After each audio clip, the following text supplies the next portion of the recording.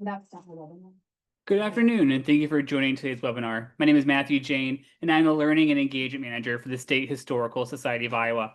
The Iowa History 101 webinars, presented on the second and fourth Thursday of each month, explore Iowa's history from pre-statehood to current day. You can learn more about this series and all of our programs on our website, and you can go to history.iowa.gov. Please remember to sign up for each webinar you'd like to attend, and don't worry if you can't watch all presentations live. They all will be recorded and put on our YouTube page at a later date. Now, a few housekeeping points before I introduce our speaker for today. Everyone came into this webinar on mute with cameras off. Closed captions are available though, and you can find those by clicking on the closed caption button on your screen. This webinar is being recorded and will be placed on the Iowa History page of YouTube. I've disabled the chat function, but if you have questions, please type them into the Q&A feature throughout the webinar. My colleague Andrew Klump is watching that feature and will prepare a list of questions for our speaker at the end of the presentation. But please note we may not be able to have time to get to all the questions. A few days following the program, a thank you email will be sent out as well, as includes a list of additional reading and resources to dig further into this topic. And now I'm pleased to introduce our presenter for today, Alyce Evans. Alyce Evans is a volunteer coordinator for the Eisenhower National Historic Site in Gettysburg National Military Park. Before moving into her current position, she was a park guide at Eisenhower, where she spent years researching about the life and times of Mamie Eisenhower.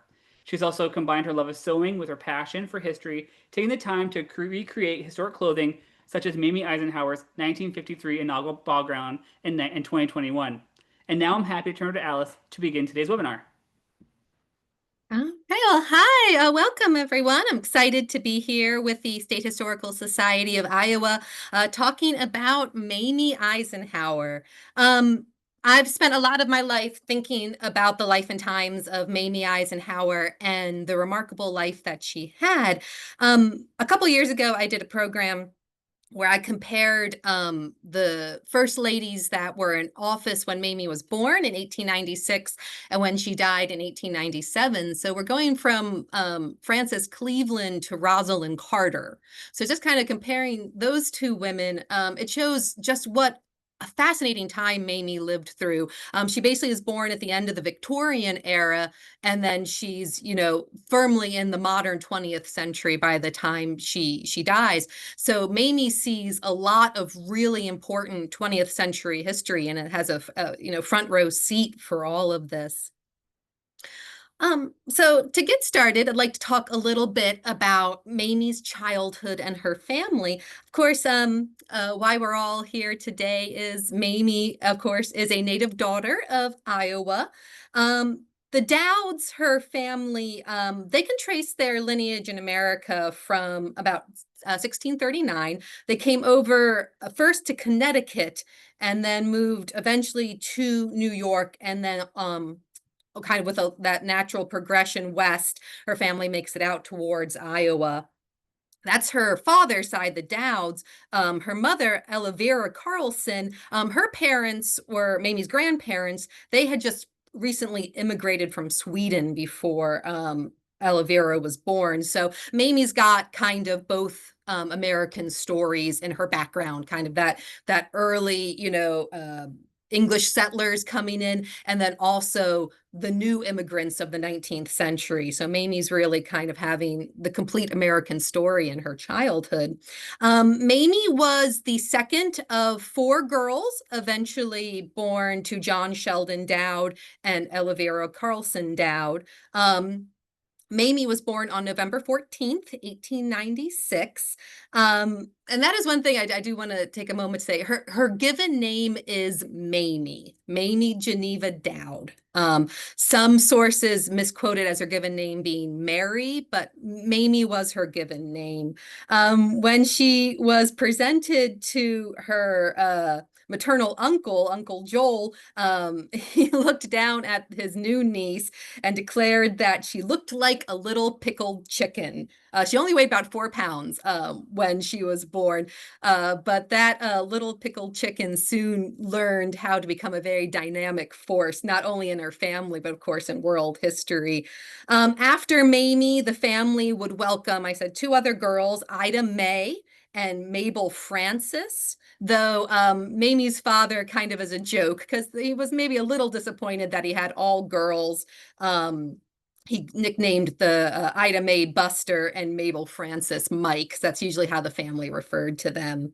When Mamie was quite young, the family did move to Colorado, to Denver, Colorado, because Elvira had these pregnancies pretty close to each other, and she went kind of into a bit of a physical decline. So actually, John Sheldon Doud semi-retires at the age of 36.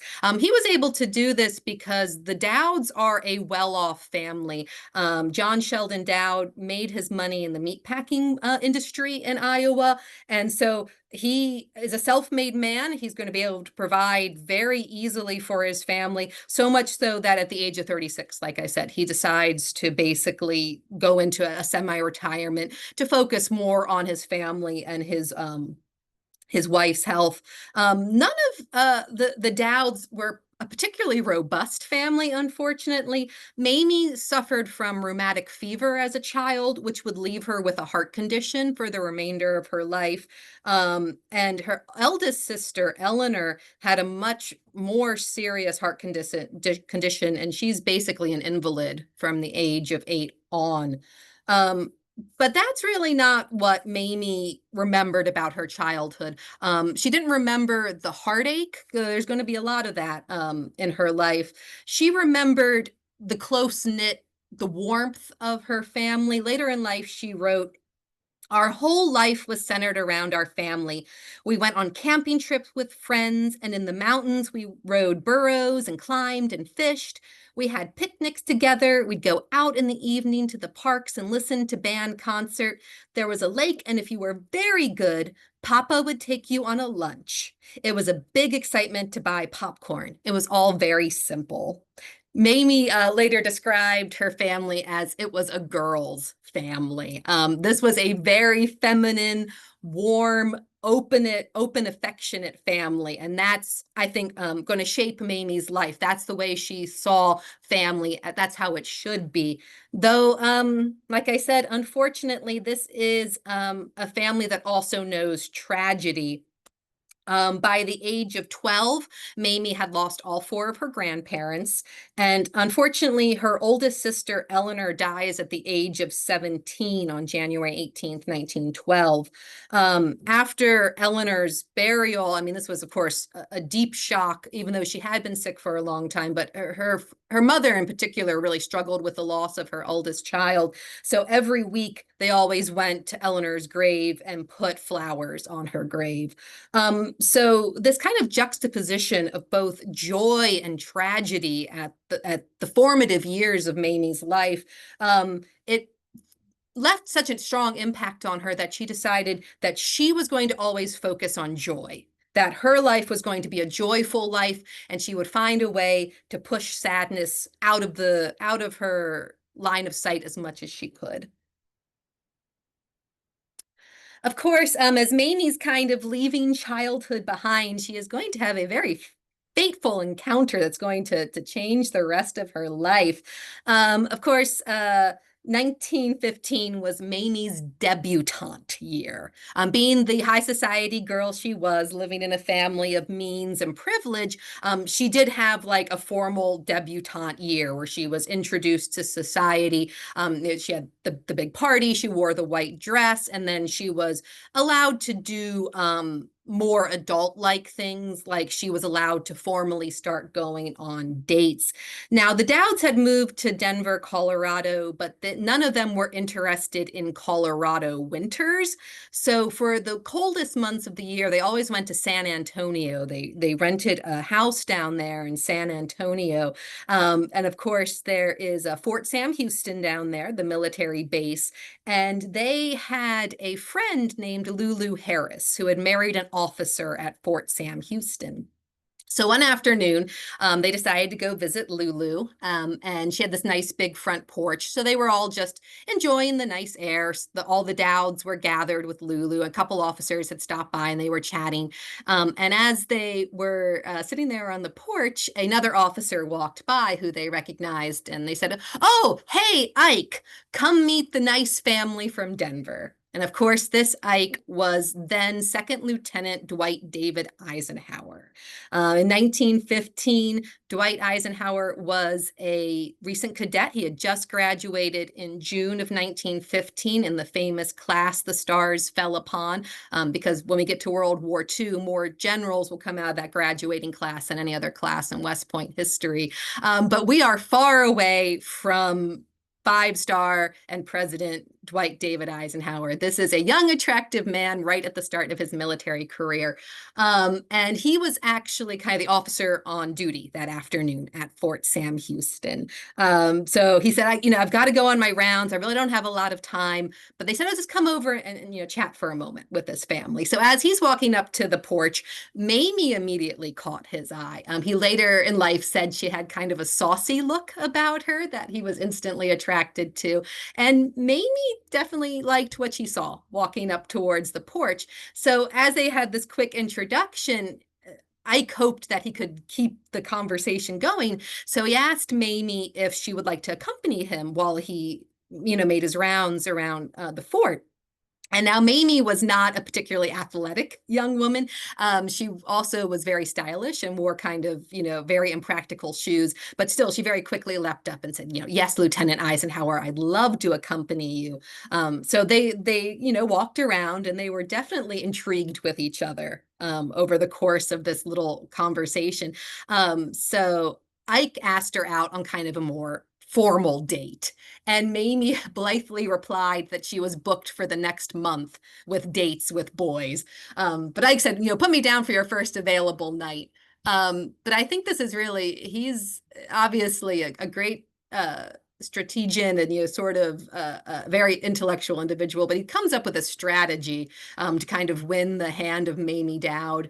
He found out every night that she was out with another boy, and he would go over to the Doud family house and start getting in good with her sisters, chatting with mom and dad, and then he'd wait till that other guy dropped Mamie off at the end of their date, and then he made sure he was the last gentleman to say goodnight to Mamie Doud that evening. So after a little playing hard to get, basically her father kind of sat Mamie down and said, if you don't stop this nonsense, that military boy is going to give up on you. And Mamie realized her father was right. And she realized all those other guys she had been seeing, none of them compared at all to her Ike. So by the end of 1915, like by Christmas time, they are pretty much dating exclusively. And Ike will propose on Valentine's Day of 1916, though Mamie's father was not in San Antonio that day. So he had to wait to formally ask for Mamie's hand in marriage until he returned the following month on St. Patrick's Day. So the very sentimental Mamie always celebrated both Valentine's Day and St. Patrick's Day as the days of her engagement. They will be married on July 1st of 1916, so a little less than a year after they met each other. They are now a married couple, and their fates are linked, and they're going to have, of course, a remarkable journey from this point on. So as the Eisenhowers are sort of getting used to each other, and it was a dramatic change for Mamie. Remember, this is a debutante. This is a girl who has grown up extremely privileged. Ike gets promoted to first lieutenant on their wedding day. So he's not a general yet. He is not an important person in the military. So Mamie had to learn real quick what it meant to have to save money, to not have servants. I mean, she didn't even know how to cook when they were first married. So it was a big juxtaposition to the life she had known, to the life that she was now having. And on top of that, as this couple is just sort of getting to know each other before they are able to celebrate their first wedding anniversary, America goes to war. Of course, in April of 1917, we are finally drug into the First World War, which had been ongoing since 1914 in Europe. And this was, of course, a very important moment in now Captain Eisenhower's career. Much to Ike's chagrin, though probably for Mamie's sanity, a good thing, but Ike was never sent overseas during the First World War. He will not go over to the trenches of France. He serves his country by helping to train other young men to go overseas. It's around this time that Ike's getting his first assignments. He's sent first to another camp in Texas to start training, that Mamie discovers, yep, she is definitely expecting. The Eisenhowers are going to have their first child in September of 1917. So you can imagine what a stressful time this was for Mamie, because there she is, she's expecting for the first time, and all the joy and fears that go along with that. And again, wondering, what was going to happen to her husband. Of course, she doesn't know that he's going to be stateside this whole time. So there was a lot of fear and uncertainty, and they're going to spend a lot of the war apart. In fact, Ike will be in Georgia when they welcome their firstborn son into the world. Mamie gave birth to their son that she named Doud on in September of 1917. And on September 24th, excuse me, of 1917. So Ike's in Georgia. He doesn't even get to see his son until December of 1917. So they're going to spend this early part of this young man's life as a separate family. But thankfully for Mamie and for her young son, in March of 1918, Ike is sent to Gettysburg, Pennsylvania, a place that's going to become extremely important to this couple throughout their lives. He's sent to what is known as Camp Colt. And on the slide on the left, I have actually a photograph of Camp Colt. It was a tank training camp here in Gettysburg, legitimately on the fields of Pickett's Charge. If any of you have ever been here to Gettysburg, in the back of the photograph, you can see the Pennsylvania Monument is there. It is literally right on these sacred fields. And for the Eisenhowers, this is going to end up being a great moment in their early married life, because up until this point, the camps that Ike's been stationed at, he's not able to secure housing for Mamie, and then for Mamie and Icky to come with him. But in Gettysburg, he's able to secure a place for them to come and stay. Actually, they'll live in 3 different houses in Gettysburg. This is a trend in the Eisenhowers' married life. They're going to move at least 37 times in their over 50 years of marriage together. But Gettysburg is great. Icky's going to celebrate his first birthday here in Gettysburg. And for Ike, I mean, his hours as an officer were often long, but in Gettysburg, he kind of has more of a 9 to 5 routine. He can be home for dinner in the evening. He can spend time with his family, bonding in a way that we're not going to see him having a lot of time to do in the early years of their married life. So Gettysburg becomes a very nostalgic, kind of romantic place for this couple. When they look back, this is some of the happiest times in their early married life. Unfortunately, for the Eisenhowers, the armistice in November of 1917 it's wonderful for the country and for them, and for Mamie, the relief of knowing that her husband would not have to go overseas, not potentially lose his life in service to his country. It ends up meaning a brief period of separation. A brief, Ike said, meaning interminable. Ike was promoted to a major during the war, but that was only a wartime promotion. He's bumped back to lieutenant colonel, and he is unable to kind of get a real steady position somewhere where he's stationed that he could bring Mamie and Icky to come and stay with him. Doud was the little boy's given name, but the family nickname quickly developed from Little Ike to Icky. Icky was the little boy's name, and how they referred to him in letters and when they were talking about this little boy. So Ike does a lot of interesting things for the couple years after the war. He's part of the 1919 convoy that goes cross country to kind of assess the states of the roads in the country. That's going to kind of leave a big impact on him. And as president, he's going to be very interested in our roads and infrastructure in our country. Eventually, he's sent to what was then known as Camp Meade. Today, it is Fort Meade outside of Washington, D.C. This became the headquarters for the new the tank corps after the First World War. So Ike still hooked up with the tanks. He's eventually able to, in the fall of 1919 to find housing for both Icky and Mamie to come and stay with him. In the fall of 1920, he's able to get housing for both Icky and Mamie to come with him. So they leave the Douds, they're back east, and this is a wonderful time for the Eisenhowers. Little Icky's going to turn 3 at Camp Meade, and he was kind of immediately chosen as like the camp's unofficial mascot. They got him like a little officer's uniform, and he would stand at full like parade, saluting as the soldiers marched by him. He was a very dynamic little boy, and they were just so delighted with him and the life they were kind of building together. And finally, being at Meade again, they kind of recaptured some of the feelings they had in Gettysburg, the normalcy of being a family together. So that December of 1920, Mamie really wanted to make a big deal of Christmas that year. She went all the way down to Washington, D.C. She got presents for everybody, including a little red tricycle that she got for Icky. But on Christmas Eve, disaster struck. Icky came down with an extremely high fever. She called the doctors there at the camp, and they said, just kind of watch him. If by morning he's not doing better, give us a call back. Of course, on Christmas morning, his fever had not improved. In fact, it had gotten worse. So when they called the doctors back, they said, we think you should bring him in.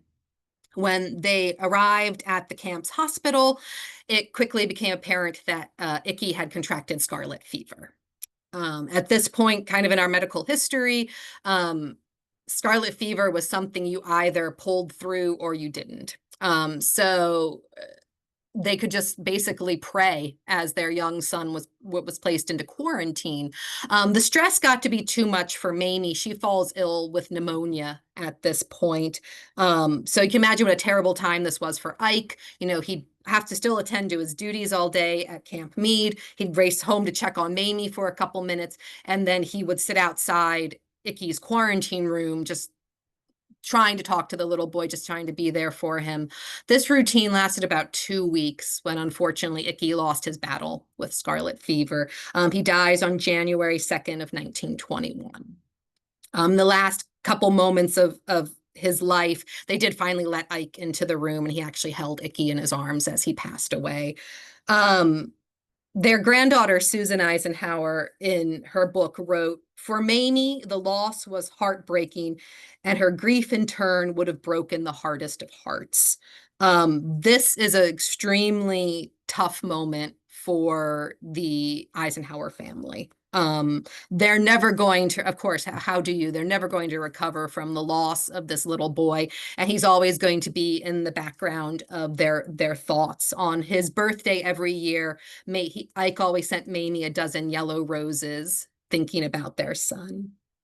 The Eisenhowers are kind of at a loss for a while after this, but eventually Eisenhower comes under the attention of General Fox Connor, who becomes an early mentor to Eisenhower and helps, I think, put him on the path to eventually becoming the soldier and general we'll see in the Second World War. But in the fall of 1921, he starts to suggest to Eisenhower to kind of see more of the world, to have more experiences. And he suggests that a tour of duty in Panama would do well for Ike's career. The Panama Canal is new. There's a lot of activity down there. So Eisenhower agrees. So in the spring of 1922, the Eisenhowers head to Panama. And I think this is very brave of Mamie at this point that she agrees to go with her husband, because she is now pregnant with their second child. So here she is, a young woman still grieving the loss of her first child. She's pregnant again, and she's going to a place that at that point is pretty remote. It's in the tropics, but she doesn't want to be separated from Ike, so she agrees to head south with him to Panama. I will say the Eisenhowers don't seem to do well in hot climates. Mamie hated everything about Panama. They had to have mosquito nets on the beds at night. She said the monkeys would just be outside their little house screaming at night, and she wanted to scream back at them. So she found it very difficult. I mean, again, remember, she's pregnant at this point, but she was determined to stay there and be with her husband. And she was actually planning to give birth in Panama. She had helped to set up like a maternity ward for officers' wives there, but her parents really convinced Mamie that she should come home to America, and Ike was pretty supportive of this decision. So in July of 1922, she'll head back to Denver. Ike is actually able to join her for the birth of their second child. Their second child, John Sheldon Doud, will be born on August 3rd, 1922. John will be their only surviving child. Mamie recovers from birth, and she goes back to Panama with a very young John, but she was not doing great after the birth of John. She was probably suffering from some postpartum depression. She gets sick, she gets exhausted, she flees back to the United States. Ike begs her to stay, but she just can't do it. She and John return back to her family, and this is kind of a deciding moment in the Eisenhowers' life.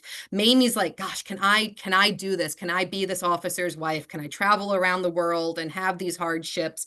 And as she kind of looked around at her friends from childhood who were now married to businessmen and lawyers, more of a typical life that she thought she would have had as a young woman, she realized no, that was not the life she wanted. She wanted Ike. She wanted this life that they were building together. So she heads back to Panama. She patches stuff up. And to make herself more attractive to Ike, she cuts bangs in her hair. The iconic Mamie Eisenhower bang comes out of this moment of tension when she tries to add a little more romance back into their marriage after a bit of a hardship.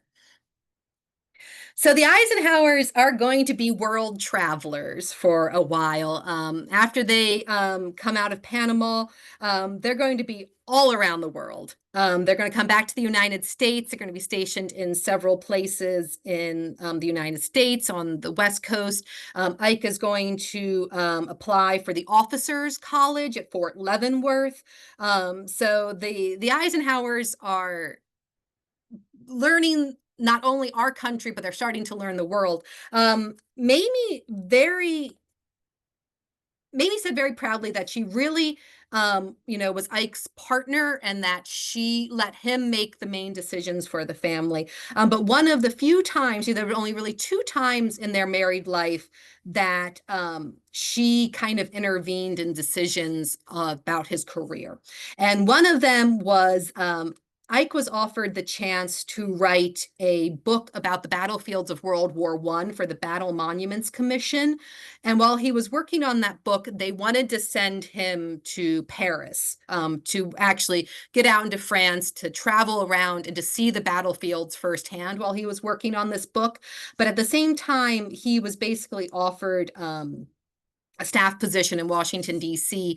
And Mamie was just delighted at the idea of seeing Paris. So she asked him if he would please take this commission with the Monuments Division. So the Eisenhowers end up spending about a year over in Europe. And this is actually really beneficial to future General Eisenhower's career, because of course, a lot of the landscapes he's studying from a military perspective, he's going to see again during the Second World War. John is able to go with them. He goes to the John Quincy Adams School in Paris. So the Eisenhowers are, all becoming world travelers, this young family together, kind of seeing the world. After they leave Paris, they're going to come back to the United States, and their marriage is really strong at this point throughout the 1930s. On their anniversary on July 1st of 1931, Ike in a card wrote to Mamie, "Darling, July 1st is a reminder to me that my good fortune in getting you has borne interest for another 12 months. That you have stood by me for 15 years is only proof that you are the outstanding woman in the world, and since you love me, you are the world to me."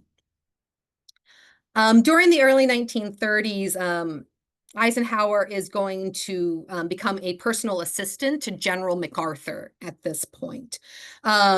MacArthur, of course, is very famously remembered for his work in the Philippines during the 1930s, and of course, his involvement in the Pacific Theater during the Second World War. So when MacArthur decides to head to the Philippines, Eisenhower is ordered to accompany him in 1935. At this point, the Eisenhowers are having a big debate about whether Mamie and John should go with Ike. John is in high school now, so it's the idea, do we want to interrupt his school year? And Mamie had had a dear friend who she unfortunately she probably actually had cancer, but she ended up dying in the Philippines. So Mamie just had this kind of mental block when it came to the Philippines.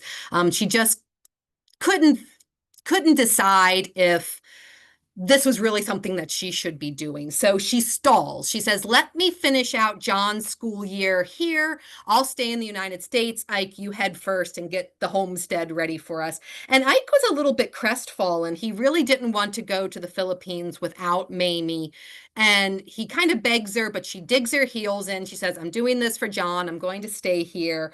So Ike goes to the Philippines in the fall of 1935.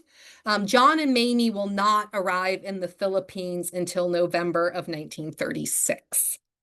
It's a tough year for the Eisenhowers. Like I say, they don't do great in tropic climates. When Mamie arrives, it is a very tense reunion. Mamie hated the Philippines. She hated the heat. She hated again, mosquito nets up at night. So, and Ike has been living here in the Philippines for a year without her. He's got social circles. He's got friends. He doesn't necessarily, he's already established his life. Mamie feels very, kind of put aside in a lot of ways.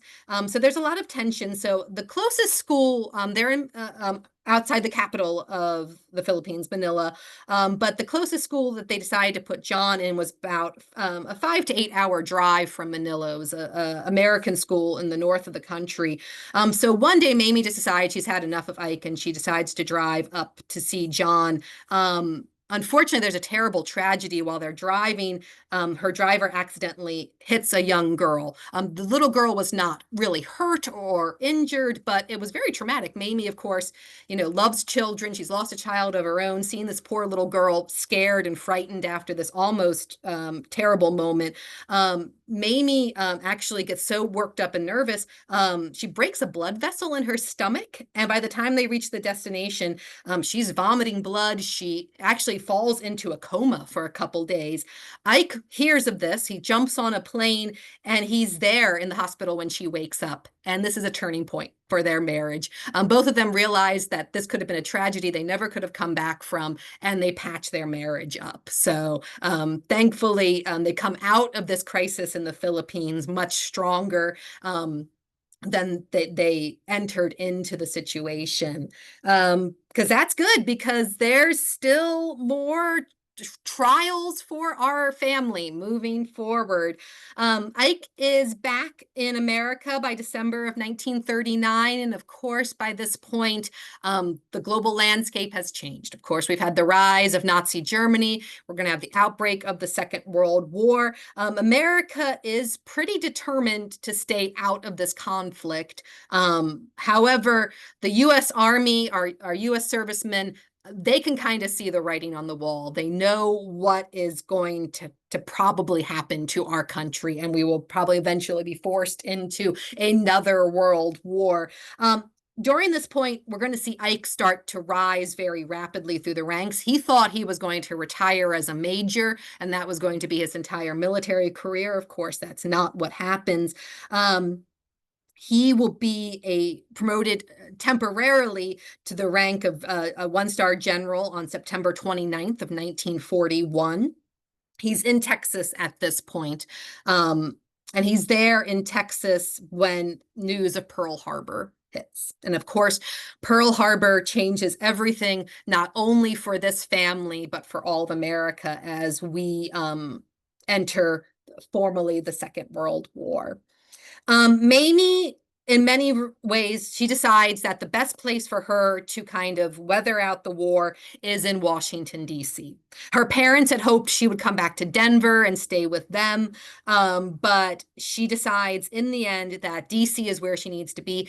Washington, D.C. offers her the chance that if something, God forbid, should happen to Ike, she'll find out much faster in D.C. than if she was in Denver, Colorado. So initially, she gets an apartment with Ike's naval aide, Lieutenant Commander Harry Butcher's wife, Ruth, and her young daughter, Beverly. So that's kind of a nice time for Mamie. She has, another officer's wife who understands the stress of, having a husband serving overseas. And that works out. Mamie does try to be very social during the war. She starts a Spanish club that includes Bess Truman. She goes down to the local canteens for officers that are back in the States. She serves them, donuts and coffee. She tries to keep herself as busy as she can. Her son, John, at this point has entered West Point. So he's up in New York. So she doesn't get to see him as much as she would like. And of course, Ike is rising up through the ranks. He starts off the war as a one-star general, and by the end of it, he will be a five-star general. He will, of course, eventually become a Supreme Allied Commander, and he will be given, of course, the most important command of his career, Operation Overlord, what we will eventually refer to as D-Day. Ike gets word that he has gotten Overlord in December of 1943, and he is in Africa at this point. He's cut his teeth on Operation Torch. He's learned a lot about Allied command and many, many important lessons that he's going to carry with him into Overlord. He's ready to go. He's packing his bags for England, but General George Marshall says, Ike, you've got to take a break. You've been going since the start of the war. So he actually orders Ike home on January 2nd of 1944. Ike will spend 12 days in Washington and around the country. He briefly gets out to see John up in New York. He gets to see some of his family out west in Kansas. For 12 days, he's back in Washington, D.C. By this point, Mamie had moved into her own apartment there in Washington, D.C. And it's actually kind of a silly moment when Ike went to take the trash out, and he was kind of like in his pajamas. He was a very casual moment. And while he's taking the trash out, the garbage man sees him come out of Mamie's apartment and not recognizing General Eisenhower outside of uniform. He just sees this man in his pajamas walking out of Mamie Eisenhower's apartment. So Ike goes back in very amused, and he says to Mamie, "Talk yourself out of that one." So very briefly, there were rumors that Mamie had a secret lover in Washington, D.C., but it was, of course, just Ike visiting her. As much as Mamie was delighted to have him back for those couple days, she does say to Ike before he leaves, she's like, "Don't come back again till it's over, Ike. I can't stand losing you again." So the Eisenhowers will not see each other until after victory is declared. Of course, the world and the Eisenhower family is waiting for news of the successful cross-channel invasion from Great Britain into France. Mamie had a plan set in place. Of course, Ike very much censored all of his letters to Mamie and John. He never sent information.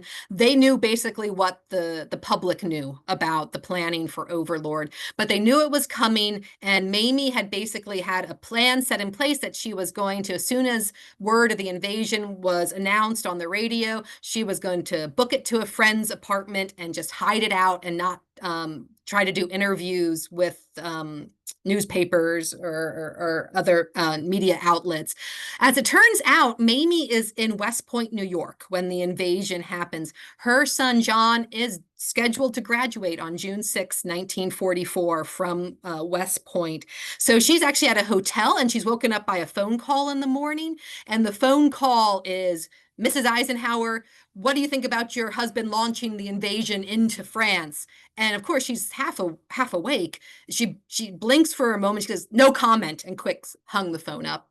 So what should have been a moment for Mamie and John to celebrate his accomplishments now as a young officer, all the attention that day is reporters trying to get information about what John and Mamie thought about her husband, about Ike leading this invasion. It's a really important moment, I think, in Mamie and John's lives, because suddenly they are just as important as Ike, and people care about what they say and what they're doing, because of course that's going to become daily life for them over the course of the next few years. But thankfully, D-Day is the first steps towards Allied victory. And in May of 1945, the war ends, and a lot of husbands and brothers and sons are able to come home. John did briefly serve through that last portion of the war, so both of her soldiers will come home to Mamie at the end of the conflict. Now, for the Eisenhowers, after World War II, there was a lot of indecision about what to do next. I don't think anyone would have begrudged them if they had just decided to become private citizens and retire. Ike's place in history was decided. But as the events of the 1940s roll past, as we see the rise of the Soviet Union and the Cold War, Eisenhower became very concerned about growing trends in the United States, especially sort of, again, the isolationist view that was coming out amongst even members of the Republican Party, that he felt it was his moment that he could continue to provide leadership for the country. So in 1950, the Eisenhowers basically kind of are forced in many ways to put retirement on hold. The Eisenhowers had just purchased a beautiful vacation home outside of Gettysburg, Pennsylvania. Of course, we talked about how nostalgic of a spot that was for them. So when they came to trying to decide where they would have their only home that they ever owned in their entire married lives together, because of course it's all government housing, other than this one little farmhouse in Gettysburg, Pennsylvania. They had just basically signed all the paperwork, and instead of moving to Gettysburg, Ike heads to NATO. He is the first commanding general of NATO, and it's there in the spring of 1952 that, of course, he will make the final decision that yes, he is going to try to run for the office of the presidency. Mamie is really instrumental in her husband's political career at this point. This is where Mamie was able to really shine and show a lot of her talents. I mean, just naturally, Mamie was a sociable, personable individual, but of course, she had been raised as a debutante. She had been raised to know how to host events, how to, make the proper small talk. She really excelled in a helpmate for Ike throughout both of his campaigns. And then, of course, eventually through the 8 years they will spend in the White House together. Mamie as First Lady, I think we kind of neglect her a lot today when we're talking about First Ladies, because she's kind of the last of, in many ways, the old school First Ladies. Starting really with Jackie Kennedy and more modern First Ladies, most First Ladies choose a cause that they will champion and kind of promote and put themselves out there.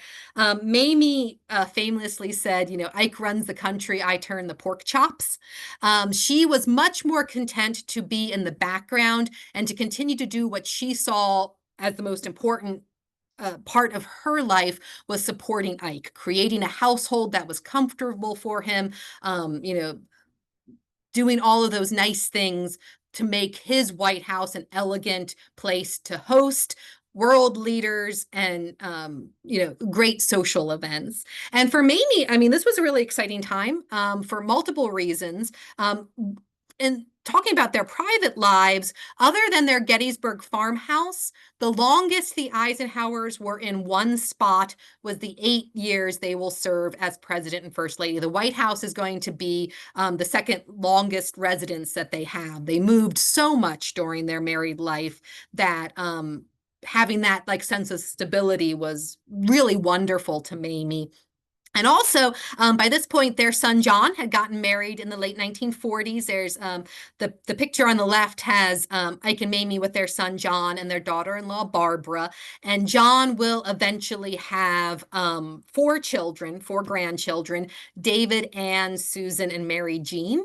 And for a good part of the White House years, they just live in Alexandria, Virginia. So Mamie gets to be grandma. Like this was such an important role. Being grandparents, the Eisenhowers, it was one of the most important roles they're going to have in their entire lives together. So being able to have those grandkids around for holidays, to have more kind of a typical family life, I mean, as much as you can when you're president and first lady of the United States, these were happy times for Mamie.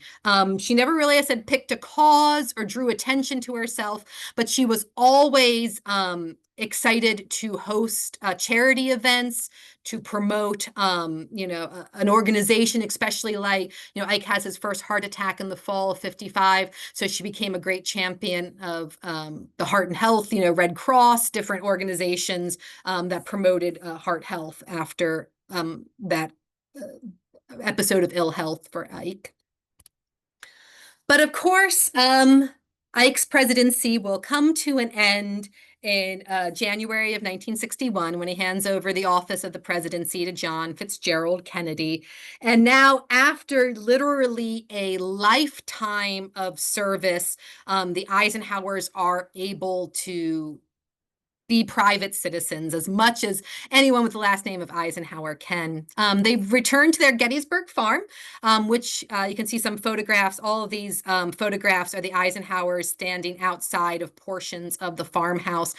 This farm and now the site of the Eisenhower National Historic Site, it was such an important place to the Eisenhowers. Like I said, it's the only home they are ever going to own in their married lives. It was actually a colonial log cabin that had been bricked over. It was here during the Battle of Gettysburg, which Ike, being a huge student of the Civil War, he had studied extensively the Battle of Gettysburg from his time at West Point for the remainder of his life. So the fact that the farm had been there during the battle, it was behind Confederate lines in areas of Longstreet's division. They spent a lot of time rebuilding, rehabbing, turning this farm into their perfect getaway. Ike raised Black Angus here. He had a show herd of Black Angus, so that was his retirement project that kept him busy in the retirement years. Not that they really, Ike famously said, "My wife thinks retirement is only a word in the dictionary." The Eisenhowers were still very important people. In many ways, Ike was still the head of the Republican Party. He's going to host political figures like Ronald Reagan came to the farm while he was running for governor of California to consult with Eisenhower about his campaign. World leaders still continued to come to the farm to visit Ike and to seek his advice on the state of the world, of course, as the Cold War continues. The Eisenhowers traveled a lot. They went out to California, to Palm Desert, to get away from, they were snowbirds. They didn't want to deal with Gettysburg winters. But towards the late 1960s, Ike starts slowing down. He has another series of heart attacks in the last decade of his life. And he has a really devastating one in California in the spring of 1968 that lands him in the hospital for the remainder of his life. Mamie goes with him. He's taken eventually to Walter Reed here in Washington, D.C., and Mamie moved in with him. She never left his side those last months of Ike's life. She kept saying, "Oh gosh, if only I could get him home to Gettysburg. I know he would just get better," but it just wasn't to be. Of course, Ike will die in March of 1969, and Mamie will have to spend the last 10 years of her life without her beloved husband. Initially, she spends a lot of time traveling. She's got those 4 grandkids that she's excited to see. Her eldest grandson, David, has married Julie Nixon Eisenhower by this point, and they're, of course, be starting a family. So she actually spends a lot of time at the Nixon White House. Nixon, of course, being Ike's vice president. Mamie and Pat Nixon were very dear friends. They got along very well. So the Nixons kind of kept an eye on Mamie in those early years of her widowhood. She was invited to Christmas with them. Her son John is appointed to ambassador of Belgium under Richard Nixon. So she goes to Belgium for a while with John. But eventually, her health does start to decline as well. And the last few years of her life are just spent at the Gettysburg farmhouse.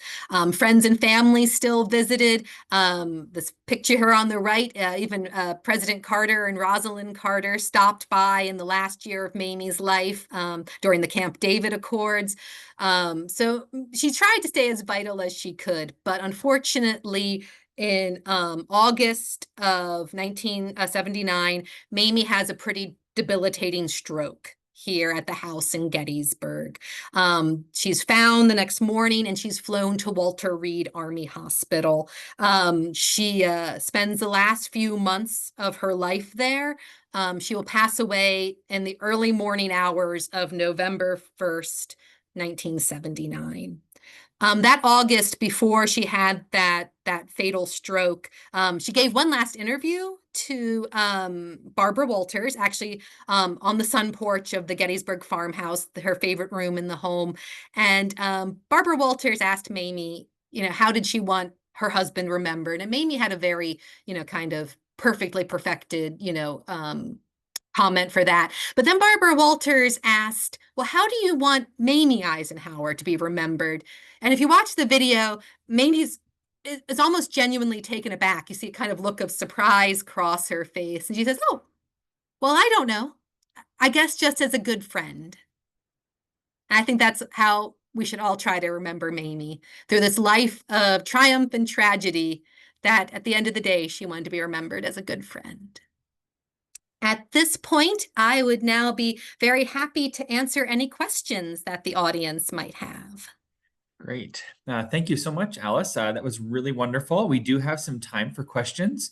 As a reminder, if you have questions, please submit them through the Q&A feature on Zoom. It's right there at the bottom of your screen if you hover over it. We may not have time to get to every question, but we'll get in and get through as many as we can. The first question that we have here is how did Mamie document her life? Or perhaps for you as a researcher, as someone who's interested in her life, how do you learn about her in her own words? Oh, that is an excellent question. We're very fortunate in a couple different ways. Mamie was not like a great journalist, or she didn't have like a regular diary. So unfortunately, we don't have any references like that, but she was a great letter writer. She did very much enjoy writing letters. She wrote a lot of letters to her family that were very personal. She wrote to a lot of people in the community here in Gettysburg. A lot of those folks were very generous to the Eisenhower National Historic Site in donating those letters to the site.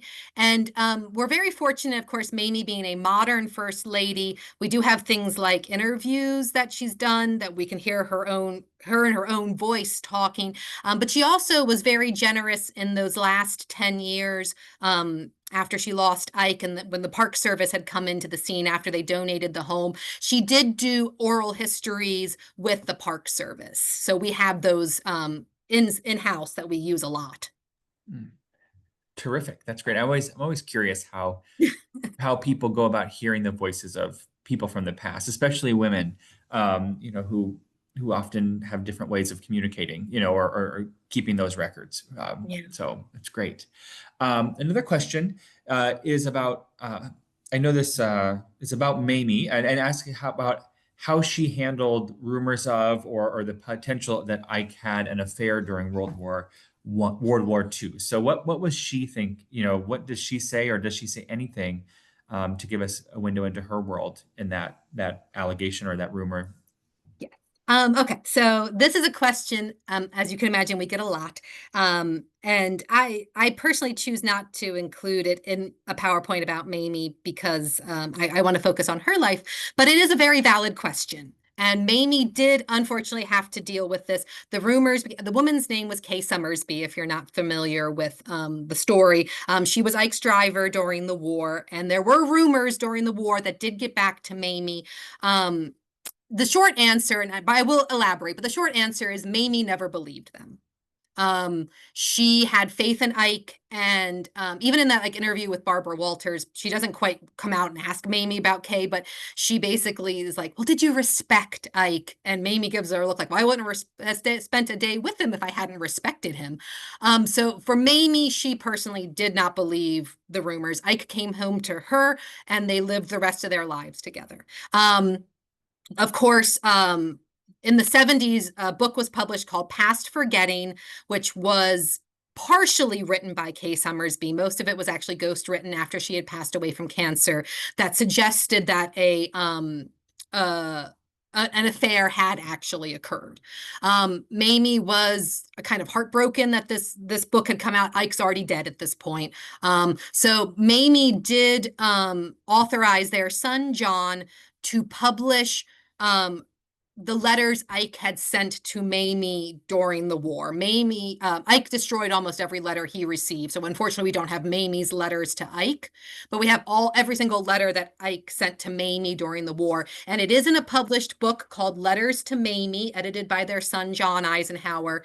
And Mamie must have said something to Ike in a letter. We don't have it, but in one of those letters, he basically said, "Please, Mamie, don't listen to rumors. I am fighting this war to come home to you." And that is what he did at the end of the day. Terrific. Well, thank you. I know that's a question you said you get often, and Yeah. it's great to hear her perspective on that, like how she was thinking and what we have from her. Another question we have here, I'm not sure if you're aware or not, but there is a Mamie Doud-Eisenhower birthplace museum in Boone, Yes. Iowa. And this question is, did she have any influence on that? That was founded in the 70s. I don't know if you know much about that, or if she had any connections, or the family has any connections on that you could share. Yeah, not sure if you know much Yeah. about that, but I'm more not sure, and I can speak, as an authority on that. I do know she was aware of it, and I do think they have some relationship with the family, especially some more of the Dowds, and obviously not like her grandchildren who are Eisenhower. So they are very active in the memory of both of their grandparents. I don't know how much Mamie herself had a direct impact on the establishment of that museum. Hmm. Terrific. Yeah, it's always curious. I think would have come around right when she was rather getting to the end of her life. So it's Right. Mhm. yeah, great. Another question that we have is, she moved a lot. We recognize her as someone who was born in Iowa, and sometimes we have folks like the Hoovers who are born in Iowa and then move on somewhere else, but they're really more Californians because of where they lived. But she moved around a really long time before eventually settling after the presidency. And you mentioned that. What could you speak to that a little bit, kind of her nomadic nature and what that maybe meant for how she saw home, or how she thought of her own kind of rootedness in the United States, if that was a thing she even considered? Well, yes. I mean, I definitely think 100% Mamie saw herself as an American citizen, obviously as an American citizen, but Yeah, yeah, I don't think, Ike is so clearly identified with Kansas, and he Mhm. at multiple times in his life refers to his passion for Kansas and his upbringing there. But Mamie, you don't see that. Mamie kind of, if I'm, I hope this doesn't sound cliche, but I think for Mamie, home was where Ike and her family was. They moved so much. One of the things I find really interesting is how she did everything within her power to make wherever they were immediately feel like home. Like she had paint chips, and she would try to match like their bedrooms were always painted, his and her bedroom were always painted green and decorated in pink because it was their two favorite colors. She liked to paint entranceways yellow because she thought it was cheerful. She had knickknacks that she would immediately put in like as close to the same spot in a new place as she could. So she was so aware of the fact that their lives were so transient, and home had to be wherever Ike was at that moment. So that, I think, was what she was much more focused on, was that making certain that they were always comfortable and it felt like home no matter where they were. That's really interesting. And it's great, to think, yeah, of course she sees herself as an American, but she's moving all around between the country, but also throughout, overseas, in a way that she's got an anchor in her family, and an American identity, but that isn't like Kansas is to Ike. So I find Yeah. that really interesting. We've got time for one more question, just a minute left. And I like to end with this question, which is, where would you recommend our listeners go for more information? If they want to learn more about Mamie, or her life and her experience, where would they turn next? What would you recommend? Well, fortunately, there is only one full-length, meaty biography of Mamie, of birth to death, and that is a book written by her granddaughter, Susan Eisenhower, called Mrs. Ike. Easy title to remember, but it is a birth to death, and it has a lot of insight, of course, because Susan has, access to a lot of personal letters and obviously has family recollections, their son John, her own personal life. So that is the book for Mamie Eisenhower, Susan Eisenhower's Mrs. Ike. I would also encourage you to visit our website for the Eisenhower National Historic Site, www.nps.gov/EISE, the first four letters of Eisenhower. We have spent a lot of time, especially the last 5 or 6 years, trying to focus on Mamie as an individual and doing a lot of videos and in-depth articles about different aspects of her life. So I think that's another really great source. Super. Thank you so much. And with that answer, we will bring this webinar to a close. I want to thank everyone for joining us today, and would also like to extend one last thank you to Alyce Evans. We hope you will sign up for our Iowa history webinars that take place throughout the year. There are many great stories to tell in the upcoming months. For more information and to register for future webinars in this series, or to watch recordings, check out our website at history.iowa.gov. Looking to learn more Iowa history, you can find and watch over 120 recorded webinars from these past 101 programs on the Iowa History YouTube channel. We look forward to virtually seeing you on our next Iowa History 101 webinar on September 25th.